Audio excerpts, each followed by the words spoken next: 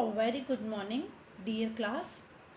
Class, today we will be going to start our remaining part of our chapter Resources and Development.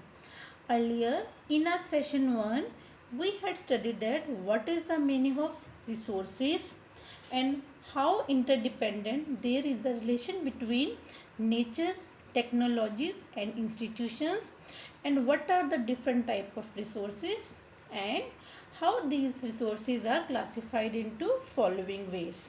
So now let's start our remaining part of our chapter, that is the developed resources.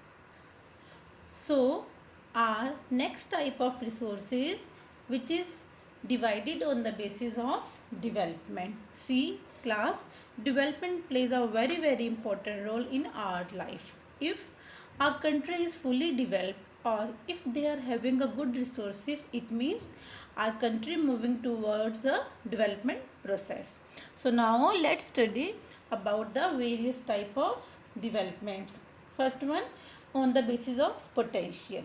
Here resources which are found in a region but have not utilized. See, there are various examples. For example, the western parts of India, particularly if we can talk about Rajasthan and Gujarat, they have a enormous potential for a development of winds and a solar energy. Now our second type is the developed resources. So these are the resources which are having their good quantity and a quality, and which are used for the determination of utilization of goods and services. So the development of these resources is totally depends upon the new innovations of technology and their level of feasibility. So these are the types of the development. Now our next one is the stock and resources. So if we can talk about the stock, so here I can take a one example, that is the water. Water is a compound of two inflammable gases, that is hydrogen and oxygen, and these two gases can be rich source of energy. So basically we do not have the required technical know how to use them for this purpose. So we consider them as a stock. So whenever there is a need occurs, we can use that stock material. Last one is the reserves. So reserves are the small part of a stock which can be put into use when the existing technical use has not been started. So this is all about your stock and reserves. Now there are various problems created by indiscriminate between the use of resource by a man. So I can repeat it again. Resources are those things which are currently present in our environment and which can satisfy the human needs. Like these resources are also called 5 M's: men, money, machine, material and market. So these are the 5 M's. So now question arises that what are the problems created by the use of resources by a human being. So many resources got depleted day by day, like a forest, agriculture. And next one is due to global warming, our resources also get damaged. So it is our duty that we can save our resources. See, next topic is the sustainable development. Basically the economic development which does not damage the environment and at the same time take cares for the future coming needs. It is called sustainable development.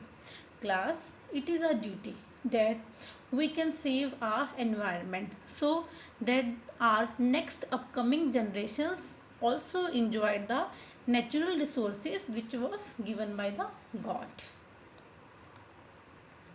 Next one is the resource planning.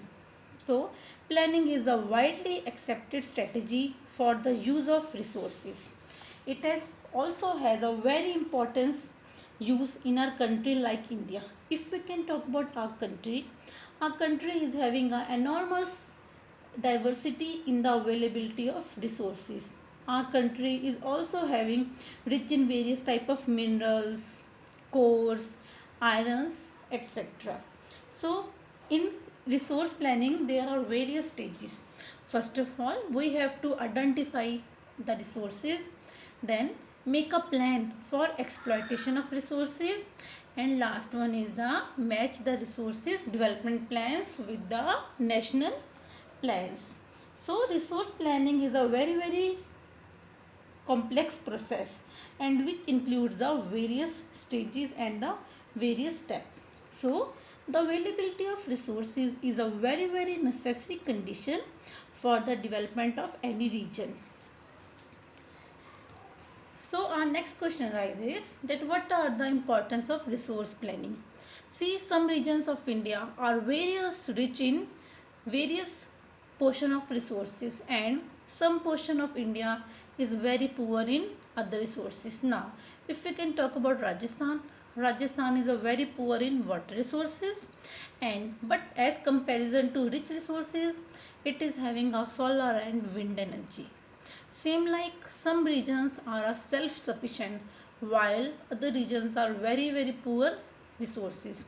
Now here there I can take two examples. First one is the Madhya Pradesh. Madhya Pradesh is rich in many resources.